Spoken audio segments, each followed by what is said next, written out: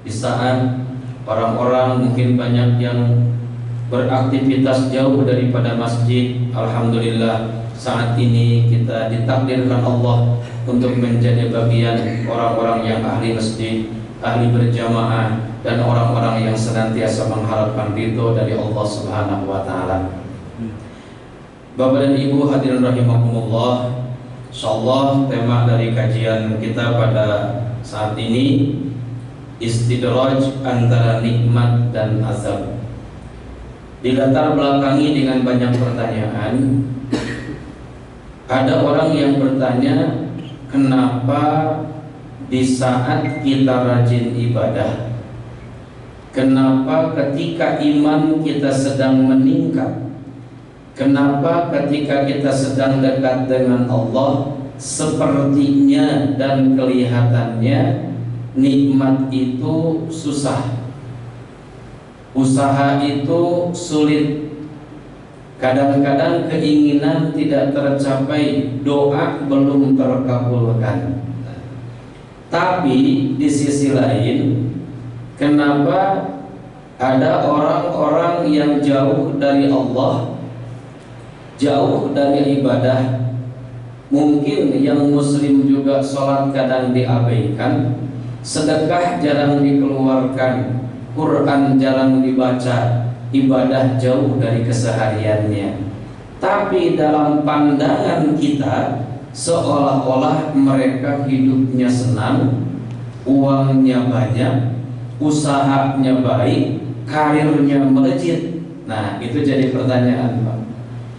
Sehingga bagi seseorang yang imannya lemah akan berkata, mungkin lebih baik tidak ibadah, katakan, lebih baik tidak ibadah. Nah, berangkat dari pertanyaan tadi, maka saya ingin menyampaikan, apakah bentuk kenikmatan yang Allah berikan kepada seseorang itu semuanya adalah anugerah? Apakah kenikmatan, kebahagiaan, kesenanganlah yang didapatkan seseorang itu semuanya adalah rahmat? Nah, maka jawabannya ini, jawabannya adalah tidak. Karena ada satu istilah di dalam agama itu, di samping sebuah anugerah atau nikmat, maka kesenangan yang kita miliki itu bentuknya adalah istidraj. Jadi kalau istidraj itu istilahnya mah semacam kutukan apa? Jadi kalau dilogikakan, misalkan begini, seorang anak memaksa kepada orang tuanya untuk dibelikan sesuatu. Pak, beliin motor dong buat sekolah biar mau pakai motor. Padahal anak itu baru SMP. Terus aja bilang ke bapaknya, terus aja bilang. Bahkan sampai ada mengancam. Zaman sekarang kan begitu, Pak ya. Ngancam-ngancam nih sama orang tuanya. Kalau gak dibeliin, bla bla bla, ancamannya gitu. Nah, muncullah kejengkelan dalam hati orang tuanya. Sehingga orang tuanya berkata, ya udah, kamu saya beliin motor, tapi kamu jangan pulang-pulang lagi ke rumah ini. Nah, jadi dikasih tapi dengan emosi, dikasih tanpa dengan keridhaan. Nah, ini istilah bahasa daripada istidraj. Kalau kita melihat dari beberapa definisi, istidraj adalah kenikmatan yang diberikan Allah Subhanahu wa taala tanpa melalui keimanan dan syariat yang dikerjakan. Yang saya katakan tadi, jarang sholat, jarang sedekah, jarang puasa, kikirnya luar biasa, tapi kok kelihatannya hartanya semakin bertambah, karirnya semakin melejit, gitu kan? Itu nampak. Nah, kira-kira Bapak Ibu ada yang begitu kira-kira? Ada nggak di Indonesia seperti itu? Pasti banyak ya. Mungkin seperti tadi kita melihat, kita banyak ibadah kok seperti ini. Nah, ini salah satu definisinya. Ketika seseorang diberi nikmat berupa harta yang melimpah, kesenangan hidup, kesehatan yang terus menerus, bahkan panjang umur, namun dengan nikmat tersebut dia semakin jauh dari Allah. Nikmatnya banyak, hartanya bertambah, kebaikannya, kenikmatannya terus melimpah, tapi dengan nikmat itu dia semakin lupa kepada Allah. Salat ditinggalkan dengan alasan sibuk, sedekah dijauhkan karena alasan bisnis, puasa tidak pernah dikerjakan karena alasan capek, dan lain sebagainya. Ini mungkin sebagai ukurannya. Untuk itu, di satu sabda Rasulullah SAW pun dikuatkan, kata Nabi dari Uqbah bin Amr radhiyallahu anhu, Nabi SAW pernah bersabda, "Idza ra'aitallahu ta'ala yu'til 'abda minad dunya ma yuhibbu wa huwa muqimun 'ala ma'asihi fa innama dzalika minhu istidrajun." Ini salah satu definisi yang berdasarkan hadis Nabi. Apabila engkau melihat Allah memberi seseorang hamba dengan kelimpahan dunia dan apa yang ia suka, sementara dia masih senang dalam maksiat, maka ingatlah itu adalah istidraj, bukan lagi anugerah.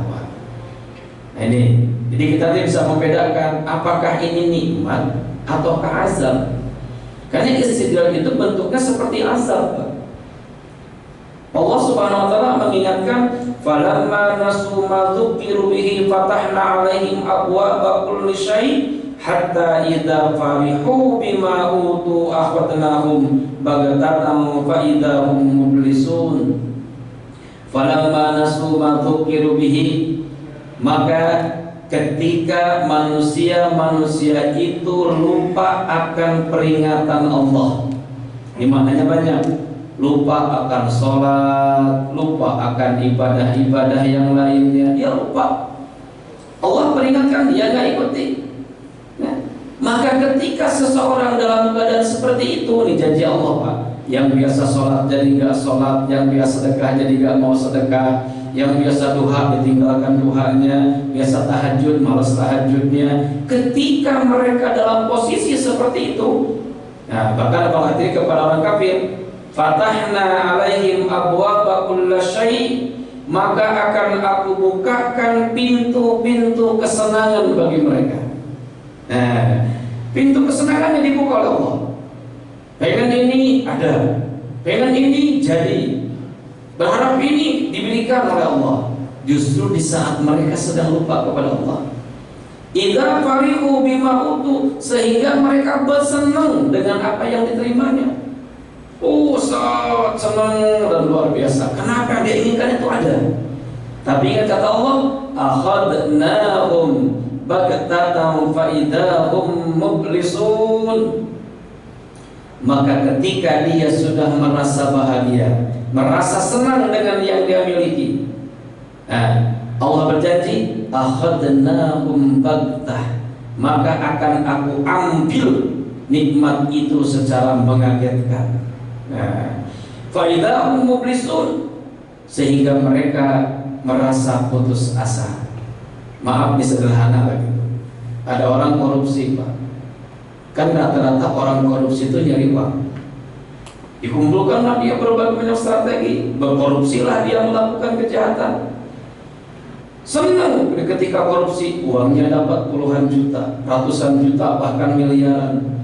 Mungkin dia senang dibukakan oleh Allah ketika tahu orang itu bahwa korupsi itu adalah tidak boleh, korupsi itu adalah haram, tapi dia lakukan dalam kehidupannya, diberikan oleh Allah kesenangan, dibukakan pintu korupsinya, dapatlah yang dia inginkan. Tapi ketika dia sedang senang-senangnya akan menikmati itu, Allah punya janji, akhadnahum baghtah, maka dengan seketika Allah ambil itu nikmat. Tahu-tahu datang KPK, keciduklah OTT. Apa kata Allah? Fa'idahum mublisun, maka mereka saat itu seperti putus asa. Tidak putus asa bagaimana, Pak? Yang dicuri nggak dapat, reputasinya hancur, jabatan jadi hilang. Itu yang Allah sebutkan. Ini janji Allah. Nah, maka untuk itu kita harus bisa melihat bahwa Apa yang Allah berikan kepada kita itu apakah nikmat atau memang ini istidraj? Ketika seseorang selalu berbuat maksiat tetapi dia terus diberikan nikmat, sehat, sukses, populer, viral di mana-mana, sampai berbangga dan sombong, nih siapa saya nih, lihat nih saya. Kemudian suatu hari Allah menyiksanya dengan tiba-tiba hingga mereka terdiam dan berputus asa. Seperti di Al-Qur'an berkata, alhaakumut takatsur hatta zurtumul maqabir. Di zaman Rasulullah banyak orang-orang yang selalu menumpuk hartanya tanpa melihat halal dan haramnya. Maka ketika di akhirnya akan Allah cabut. Dan ini Bapak dan Ibu, saya rasa sudah nampak contoh-contohnya di depan mata kita. Maka silakan, kalau kita mau banyak kesenangan, disenangkan dulu, keinginan tercapai, tapi jalannya yang tidak baik. Ingat, suatu ketika kau akan menikmati kesenanganmu itu, kata Allah, akan aku ambil itu semua. Allah gampang mengambilnya, bisa dipenjara, bisa dia ujuk-ujuk jatuh sakit, atau mungkin dengan berbagai macam siksa dari Allah yang lainnya. Nah ini bagi kita insya Allah, mudah-mudahan jadi gambaran. Jadi kita bisa membedakan apa yang kita terima itu apakah rahmat dan anugerah Allah ataukah justru istidraj dari Allah. Nah, sampai di Ali Imran 178 Allah Subhanahu wa taala mengingatkan pula, wala yahsabanna alladziina kafaru annama numli lahum khairul li anfusihim innama numli lahum liyazdadu itsma wa lahum adzabun muhin. Dan janganlah sekali-kali orang-orang kafir itu menyangka. Nih Pak Bu, kalau berbicara dalam Al-Quran kafaru, ini kita jangan mengidentikan hanya dengan orang non-Islam. Karena kafaru itu kan maknanya dua. Ada ingkar, kafaru kafir, arti kata Arabiahnya, Indonesianya adalah ingkar. Ada ingkar dalam makna akidah, berarti mereka bukan orang Islam. Tapi ada orang Islam yang ingkar, bukan akidahnya, tapi fi'liyahnya, perbuatannya. Tahu harus sholat, tidak sholat. Tahu dia pahalanya zakat seperti apa dan wajibnya, tidak mau. Pak tahu kewajiban berhaji, nggak mau berangkat. Ketika kita tahu tapi kita tidak mau melakukannya, maka itu kata Nabi sama dengan kafaru ingkar. La in syakartum la azidannakum wa la in kafartum inna azabi lasyadid. Kalimat wa la in kafartum di ayat itu menyimpulkan atau menunjukkan bahwa siapa yang tidak bersyukur itu bukan orang non-Islam. Mereka orang Islam tapi mereka tidak mau bersyukur, maka disebut kafaru kata Allah. Nah, jika ayat ini, apakah ini untuk orang non-Muslim? Tidak, untuk kita orang Islam. Sesungguhnya, dan janganlah sekali-kali orang-orang yang ingkar itu menyangka bahwa pemberian tangguh kami kepada mereka adalah lebih baik bagi mereka, dipanjangkan umurnya, gitu kan. Nah, ditangguhkan Allah. Sesungguhnya kami memberi tangguh kepada mereka hanyalah supaya bertambah-tambah dosa mereka, Pak. Dan bagi mereka azab yang menghinakan. Maka Nabi menguatkan di sabdanya, khairun nas man tala umruhu wa kathura amaluhu wa syarrun nas man tala umruhu wa kathura maksiyatuhu. Orang yang terbaik itu orang yang panjang umurnya, banyak amal solehnya. Dan orang yang terburuk adalah orang yang panjang umurnya tapi banyak maksiatnya. Enggak kita pilih, Pak. Rata-rata kita berdoa pengen panjang umur. Jarang yang pengen pendek umur, kecuali yang putus asa. Maka ketika kita meminta panjang umur, panjang yang mana? Panjang yang barokah untuk ibadah. Kenapa ini? Jadi kalau ada orang-orang yang tara sholat, yang nggak mau ibadah, tapi umurnya kok Allah dipanjangkan, sehat, ingat Pak, ini kata Allah, Allah biarkan mereka. Makanya kalau kita, kenapa ya banyak ulama-ulama yang umurnya pendek? Kenapa banyak orang-orang yang saleh kok umurnya pendek, tapi orang-orang yang salah kok umurnya panjang gitu? Preman-preman gitu, orang jahat kok umurnya panjang mereka? Kenapa? orang soleh itu. Bapak bisa melihat, sok Pak lihat rata-rata orang soleh juga terlalu panjang umurnya. Kenapa seperti itu? Terjawab di ayat ini Pak. Sengaja Allah panjangkan umur orang yang jahat agar mereka semakin banyak maksiatnya. Dan kalau banyak maksiatnya, semakin berat dosanya. Tapi orang yang soleh, kata Allah, aku rindu bertemu dengan dia. Sudahlah, dunia sudah begitu panas, dunia sudah sangat heboh, dunia sudah banyak sekali terkontaminasi berbagai macam kehidupan. Maka Allah rindu orang soleh. Sudah, kamu pulang aja. Udahlah, kamu tinggal merasakan nikmat dari Allah. Jadi kira-kira kita mending panjang umur, mending pendek umur Pak. Mending panjang, mending pendek ya. Berdoalah kepada Allah, karena ada khairun nas. Ya Allah, berikan kepada kami usia panjang barokah untuk ibadah. Mudah-mudahan semakin banyak amal kita, semakin banyak umur kita, semakin banyak amal kita. Seperti apakah istidraj itu ciri-cirinya? Nah, saya singkatkan saja Pak. Yang pertama, ketika ibadah kita semakin turun, namun karunia Allah semakin melimpah. Nah, ini ciri pertama. Ibnu Athaillah berkata, hendaklah kau takut jika selalu mendapatkan karunia Allah, sementara kau telah perbuatan maksiat kepadanya. Jangan sampai karunia itu semata-mata itu dari Allah. Ini tadi Pak, sholat diakhirkan, yang fardu diakhirkan, duha dilewatkan, tahajud malas karena tidur, ya, rawatib ditinggalkan, qobliyah ba'diyah, sedekah galah dan tutup aja. Pokoknya gak mau ibadah Pak. Ketika kita seperti itu, tapi ternyata bisnis maju, karir melejit, uang banyak, harta berlimpah, anak-anak balaghah dan sebagainya, hati-hati. Jika itu terjadi kepada seseorang, maka kata Nabi itu adalah istidraj. Jadi yang pertama, ibadah kita semakin turun, namun karunia Allah atau nikmat dari Allah semakin kelihatan bertambah atau melimpah. Yang kedua, kita melakukan maksiat tapi malah banyak kesenangan. Dari Ali bin Abi Thalib, dia berkata, hai anak Adam, ingat dan waspadalah bila kau lihat Tuhanmu terus menerus melimpahkan nikmat, panjang umurnya, sehat badannya, gitu kan.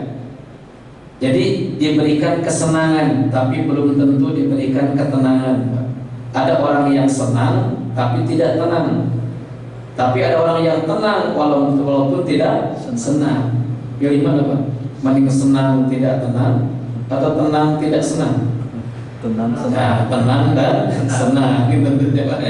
Nah, tentunya apa? Maka kita lihat, kita lihat kan kalau bahasa senang biasanya kan kita gimana ya, saling menyangka. Oh, Bapak Maya sekarang udah senang, rumahnya gede, mobilnya bagus, jabatannya tinggi.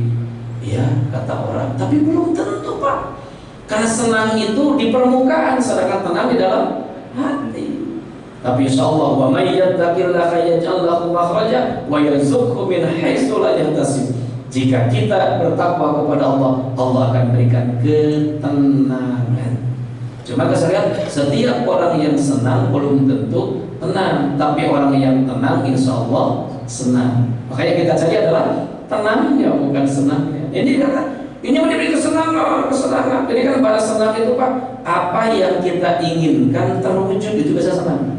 Ya, sehingga orang lebih mencari kesenangan, sogok sana, sogok sini, gunting sana, gunting sini, tolim sana, tolim sini. Sabodolah, yang penting saya senang.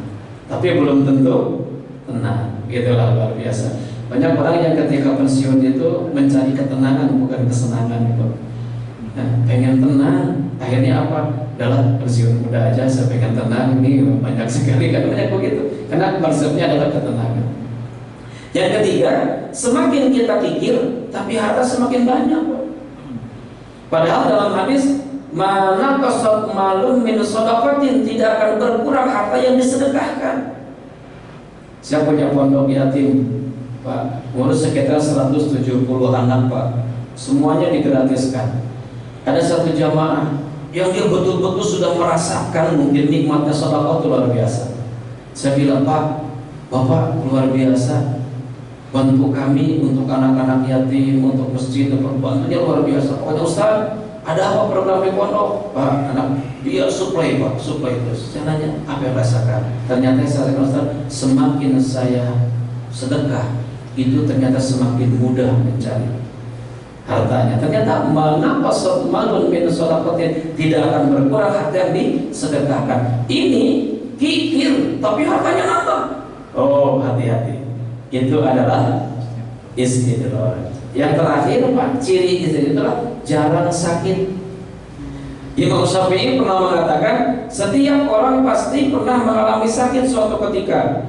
Jika engkau tidak pernah sakit, maka tengok ke belakang, mungkin ada yang salah dengan dirimu. Seperti diceritakan, Fir'aun adalah orang yang tidak pernah merasakan sakit, bahkan bersin pun dia tidak pernah. Dan itulah yang membawa dia menjadi sombong di hadapan Allah Subhanahu wa Ta'ala.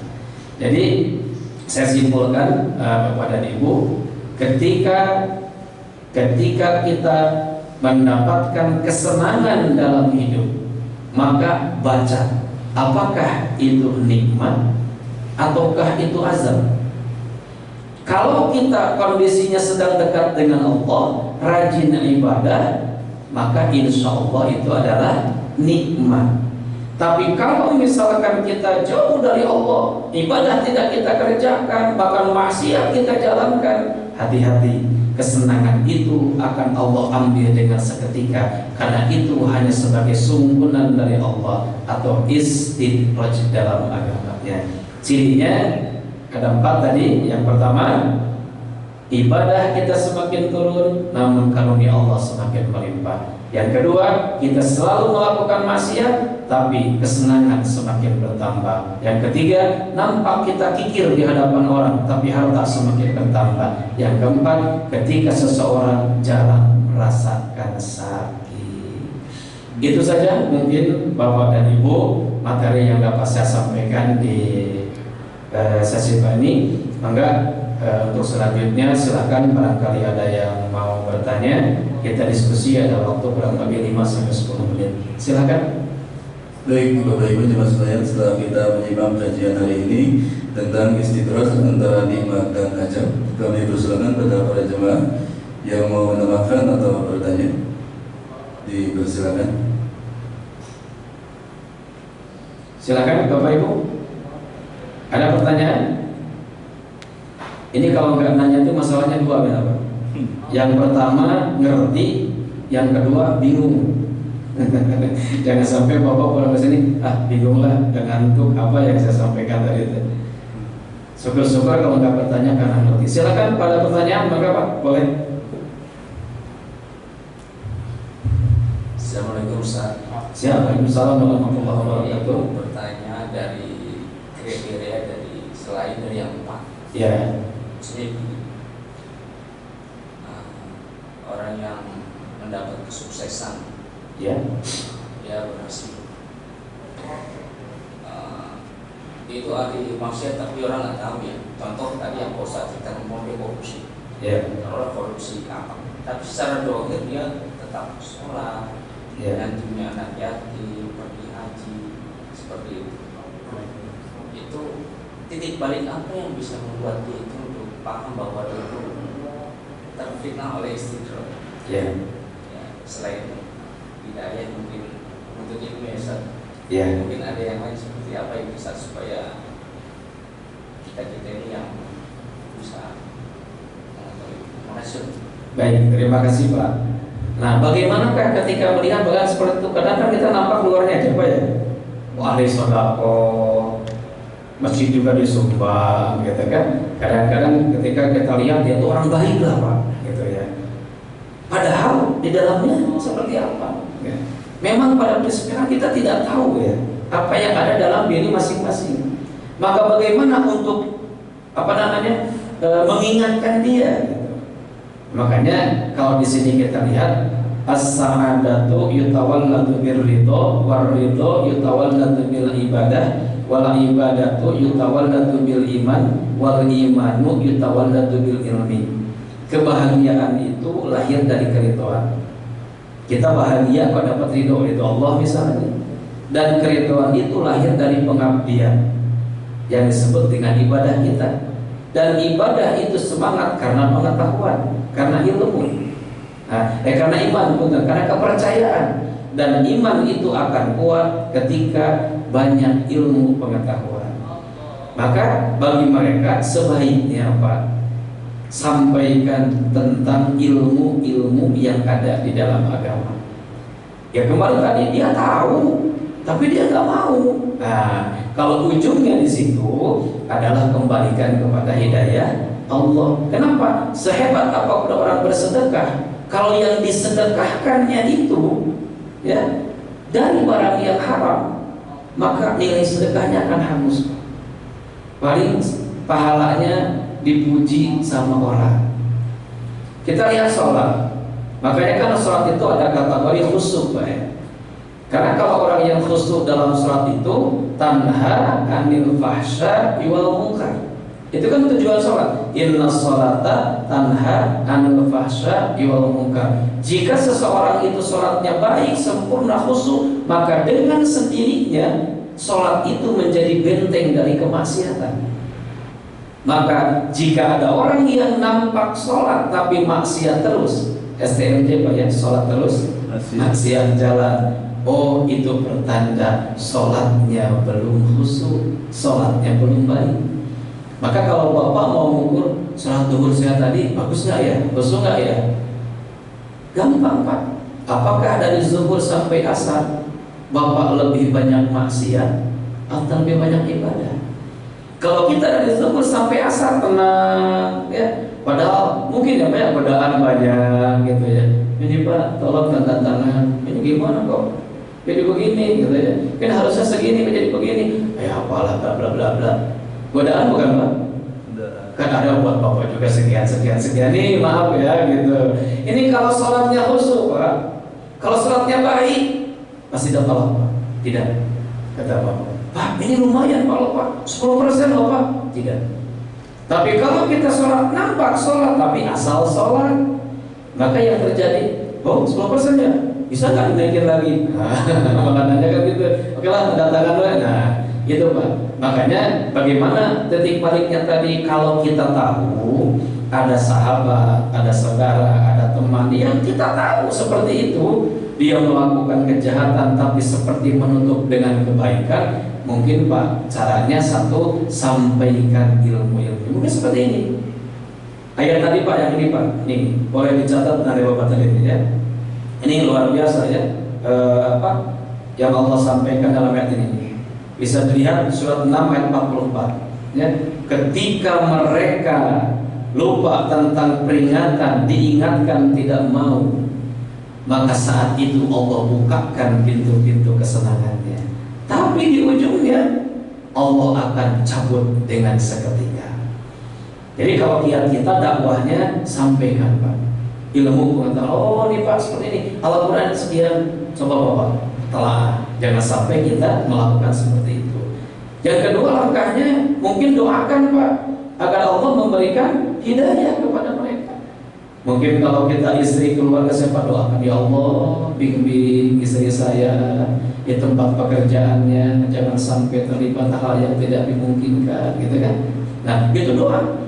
Dan yang paling akhir ya kita serahkan kepada Allah Subhanahu wa Ta'ala. Karena tugas kita hanya mengingatkan. Innaka la tahdi man ahbabta walakinnallaha yahdi man yasha. Sesungguhnya engkau Muhammad tidak akan bisa memberikan petunjuk kepada yang kamu cintai sekalipun. Itu seorang nabi Pak, apalagi kita. Tapi Allah akan memberikan petunjuk kepada yang dikehendakinya. Maka dari ayat ini kita bisa ambil kesimpulan, jangan pernah banyak berharap kepada manusianya, tapi berharaplah kepada Allah. Jangan memvonis orang yang jahat itu jahat sebelum benar-benar Allah mengambil ruhnya.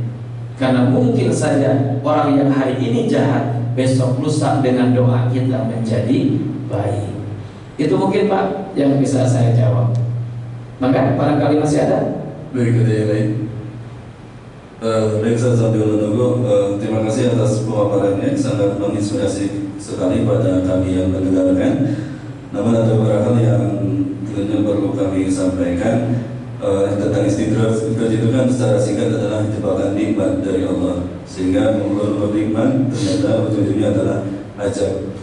Yang jadi pertanyaan adalah ketika seorang itu berusaha untuk mencari rezeki yang halal, tapi di sisi lain juga karena dia merasa bahwa dengan hal yang lain juga, contohnya dengan tidak halal atau haram, ternyata biasa-biasa aja, sehingga merasa terinawokan akan istidrajnya, atau merasa jangan-jangan ini istidraj hanya seperti biasa aja. Pertanyaannya, kenapa Allah mengulur-ulur nikmat itu pada orang yang kena istidraj? Apa tujuannya? Terus kedua, apakah istidraj itu dampaknya pada seseorang saja atau kepada keluarga? Karena jangan-jangan dia merasa dia sudah berusaha, tapi dengan cara misalkan hal-hal yang subhat atau hal yang dengan cara korupsi, ternyata anak-anak keluarganya sehat-sehat saja. Nah itu seperti itu untuk memastikan apakah nikmat ini istidraj atau lain itu seperti apa ya? Baik, terima kasih ya.